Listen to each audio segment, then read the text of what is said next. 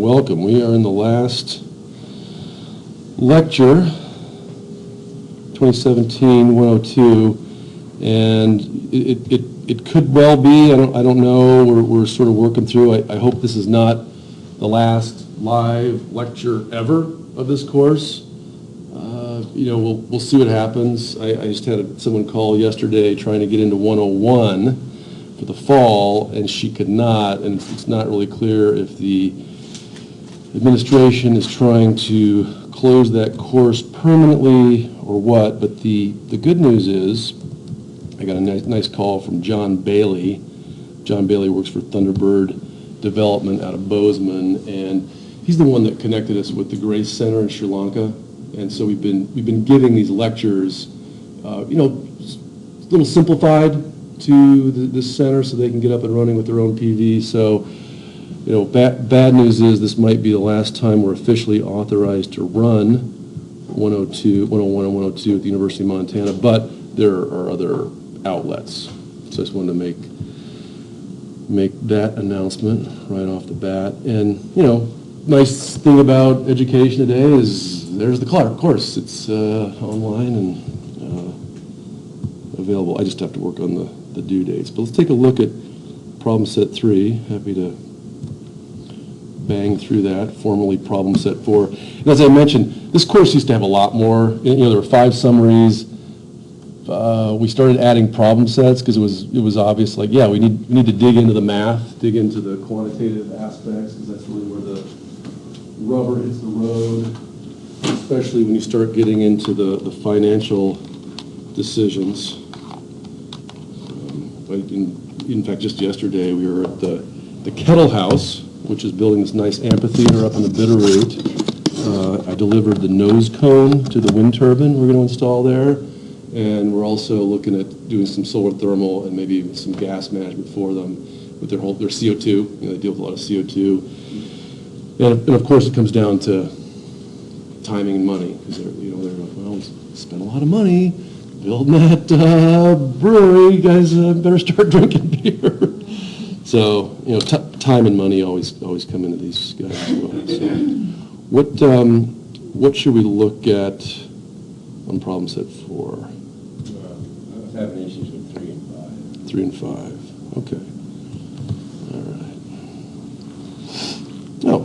All right. So this is a good little PV question. The Todd building was one of the first buildings to get solar at the university. So there's some on the Todd building, there's some on the rec center.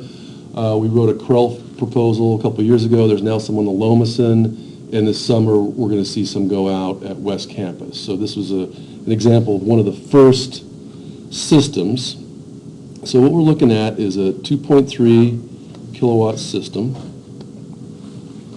So here's, I'll just kind of easy and fun to draw it first. Pen's going to cooperate. Let's see here in a second.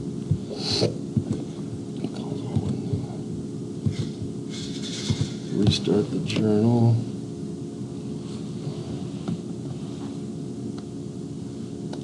Okay.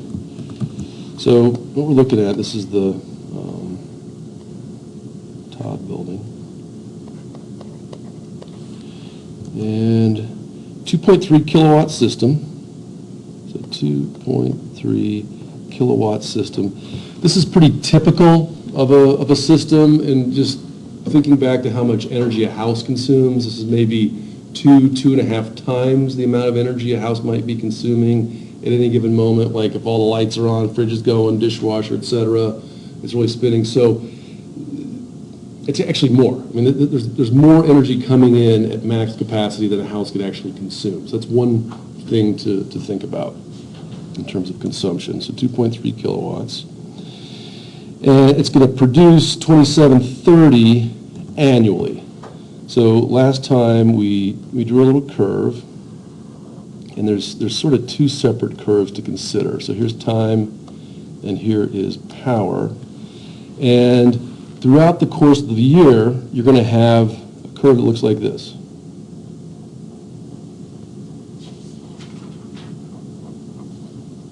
Actually, it's going to look more like this. That's one way to think about it. Probably a better way to think about it would be like this. blip.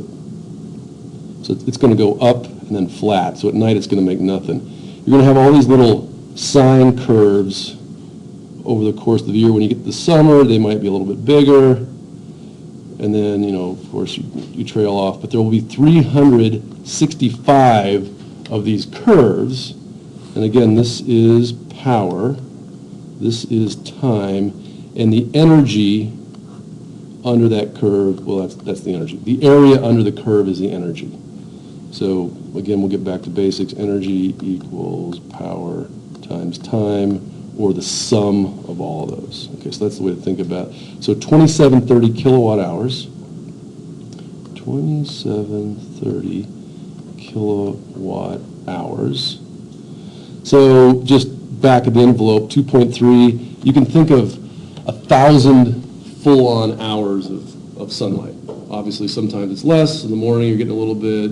Maybe once in a while, you'll see that full production. Day like today, it'd probably be pretty close around this time, noon.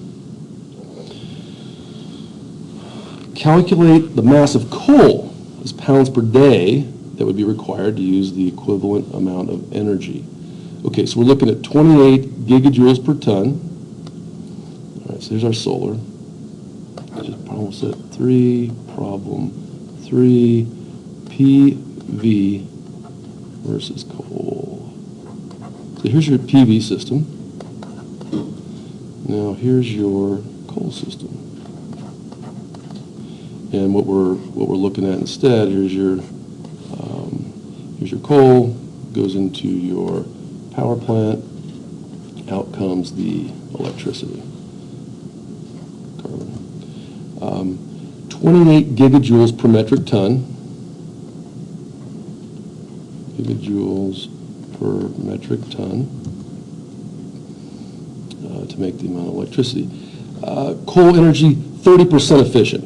So right here we're looking at 0.30.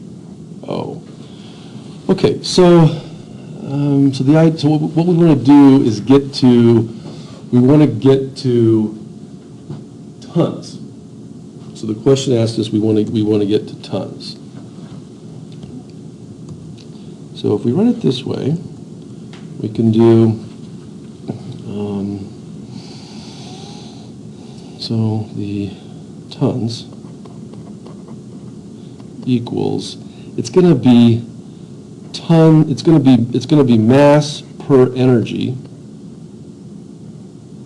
is basically all it's going to come down to. So right now we've got this as energy per mass, mass per energy. Then we're actually going to have to divide by the efficiency, because we know that's actually going to go up. So here's the eta is down here, and that's going to give us, let's see, mass per energy. And we're also going to need to multiply by the energy. Is this asking annually? It's looking on an annual basis. So this is going to be energy per time. I think that's all you need. So I just did a quick units analysis, dimensional analysis. So we know that we're looking for mass. We're given energy per mass in our coal. We're given the efficiency of the system. So we know that we're going to have to divide by the efficiency, which is 30%, which is going to make the amount go up, because we have a number less than unity in the denominator. And then we're also given, so this is basically our coal input. This is our power plant efficiency, and this is basically our PV equivalent. So I think if we just run that right through there, it'll come out. So let's just go 1 metric ton is 28 gigajoules. The efficiency is 1 over 0.3. The energy per year is 2730 kilowatt hours. 2730 kilowatt hours per year. Now the only thing we're stuck with we gotta cancel the kilowatt hours and the gigajoules. So somebody tell me what that is. Give me that conversion. How many kilowatt hours in one So gigajoule? this is kilowatt hours per year though, so you have to convert it to days, is that true? I think the question asks per year, doesn't it? I think it's up Per day, okay. Then we'll divide it by 365 and we're done. to, okay. Yeah, we'll just do that. So this is a start. So we'll get energy per year. We'll get tons per year. We'll divide by 365, and then we'll get it per day. 1 gigajoule is equal to 277.8 kilowatt hours. Okay. 1 gigajoule. Tell me one more time, Kat. Yep, 1 gigajoule is equal to 277.8 kilowatt hours. 200. Let's go 278. Okay. Is that right? 278 kilowatt hours. Close Yep. enough. Okay. Equals. Throw that through the calculator. Roberto. All right. 2730. Nothing else to multiply. Everything else is unity in the numerator. Divided by 28. Divided by 0.3. Divided by 278 equals let's go 1.17. Did I get that right? That's all right.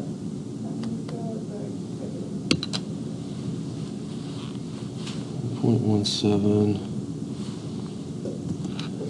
It seems like the right ballpark.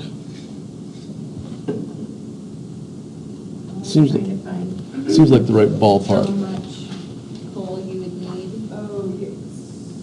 1.17 Oh, tons, that's metric tons, tons. right. Yeah, Yeah. seems like the right ballpark. Ton of coal, Didn't it ask for, pounds? maybe. Pounds per day. Pounds per day. There we go. Okay, so, yeah, there we go. So this is gonna be tons per year, And then you can and now we can just go pounds per day, exactly. I'll make sure this is metric tons. Pen, chisel, I'll use MT for metric tons. So 1.17 metric tons per year. And then what is it, 2205, I guess, pounds per metric ton? I think so. 2205 Oh, but LB. that's still per year. Yep, Okay, that makes sense. pounds per metric Makes ton. sense. 2,000. Yeah, no, not per day. Okay. And then, so 1 year is 365 days equals, 2205 the other way. okay, so times 2205 divided by 365 equals Yeah, 7. That's what I got. There we go. Cool. All right, so 7 lbs per day. It's a good sized lump, you know? And we did a problem very similar to this in ETEC 214, Energy Storage and Distribution, and we did it as a carbon accounting problem. So what you would do with this, you would say, hey, I've got the renewable system on Todd, and basically what I did by putting that on there, I kept 1.17 metric tons of coal from burning. Some fraction of that, let's just say 70% of that was carbon. You multiply that, so if we just said, we can just complete this exercise. So if we did 1.17 metric tons of coal, and then if you went through here and said 1 metric ton of coal is 0.7 metric tons of CO2, because carbon credits are measured in CO2, or renewable energy credits. So 70% of the coal is carbon. And now when that carbon goes through, oh, sorry, back up. I got ahead of myself. Metric tons of carbon, not CO2 yet. 0.7 metric tons of carbon, there we go. And then for every 12 metric tons of carbon, we have 44 metric tons of CO2, right? So back to the periodic table, oxygen has a molecular weight of 16, 16 times 2 is 32, 32 plus 12 is 44. So let's go again with our 0.17 times 0.7 times 44 divided by 12 equals. So 3. So what you just did, you just generated 3 RECs. Well, actually no, you didn't do 3 RECs. You can have it one of 2 ways. If we go back to the problem, a REC is usually a megawatt hour. Usually a megawatt hour. So 2730 is 2.73 megawatt hours. So when you put the Todd system up, you can say, hey, I made that much. I want 2.73 RECs. I just made 2.73 renewable energy credits. Who's going to buy them? We have them. We just got them. Or you can say, what was our number on the calculator? 3. It's a pretty nice little number, huh? 3 equals 3 metric tons of CO2. And it's important you remember CO2, or I just generated 3 carbon credits. One or the other.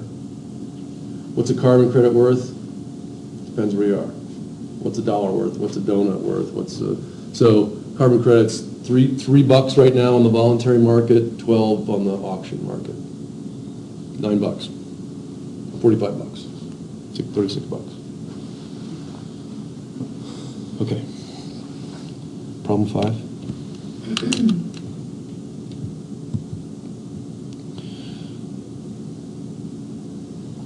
We are investigating a geothermal sedimentary basin heat source to supply radiant heating for the new hospital being built at the Big Sky Ski Area Town site. At the temperature, we measured a surface of 10 C, while at a depth of 800, it measures 30 C. Average thermal conductivity is 1.8 watts per meter per degree Celsius. What's the expected average vertical heat flow as watts per square meter? Okay, cool. Let's check it out. So again, I love to start with the picture. So here's your hospital. You draw like a cross, right, or a plus sign like the hospital. There's your hospital. 10 C at the surface. So TS equals 10 degrees Celsius. 800, we're looking at 30. So T800, you could also call this T0. T800 equals 30 degrees C. So top to bottom, delta T equals 30 degrees C minus 10 degrees C equals 20 degrees C. Okay, and then we did spend a little time talking about thermal conductivity, K versus R. We talked about the fact that K is an intrinsic value and R is an extrinsic value. so the K is a property of the material itself. R or U, which is the inverse of R, would be a property of how much you have. So what are we looking at? We're looking at the change in height. Change in height equals, let's do it here. Let's do it up here. Delta H equals 800 minus 0 equals 800 meters. So there's our depth. There's our change in temperature. K, 1.8 watts. So K, so here's the rock down here, Earth. K equals 1.8 watts per meter Celsius. Equals 1.8 watts per meter degrees Celsius. You know, it's going to be an average value. We also talked about the fact that K, even though we're using it as a one-dimensional scalar in this problem, in reality, it is a second-order tensor. You can have K in all three directions, up, down, back, forth, right, left, etc. So, but that's just the one. That's just the K value that's vertical. So it's the K up down, if you will. There could be other K values at different strata, but that's the value to get you from the bottom to the top. So at this point, what are we asking for? What's the expected average vertical heat flow as watts per square meter? So what we're looking for is Q. Q equals what? Well, I think we can go to our friend dimensional analysis here and even guess at the formula. So we can see that the greater K is, the greater Q must be, because we're going to get bigger flow. So let's do it that. So we're going to say Q equals K. So I'm going to just throw K right in the numerator. Now, let's see, and we know that the dimension is okay. Let's see, let's do a little math out here. So 1.8 watts per meter per degrees C. And we know that Q is going to be measured in watts. So we're good so far with K in the denominator. Now, so we basically have to get rid of meters, and we have to get rid of temperature. And in order to do that, since we know the depth and we know the temperature, let's just multiply by both of them and see what happens. So I'm going to take a guess that this is Q equals K delta H delta T. So that's the equation I'm going to work with. And this makes sense. The deeper you go, the more temperature difference you get. We can see that right there. And so in a way, like the H is working for you and against you. It'd be great if you could just go down a few meters and there was a whole lot of temperature. It would also be, well, not so good. I can go even deeper to get that temperature gradient. You're still going to have the heat flow. What's not being taken into account is a loss. You can imagine that you go really deep, and as the pipe comes up, you're losing something. But so you can sort of see how depth and temperature play against each other in this scenario. So let's just go ahead. So what we're looking for is this number of watts is K delta H, which we calculated to be 800 meters. 800 meters. And delta C as 20 degrees C. So now we can see when we run through this, the meters are going to cancel. The delta C is going to cancel. And let's just see what happens.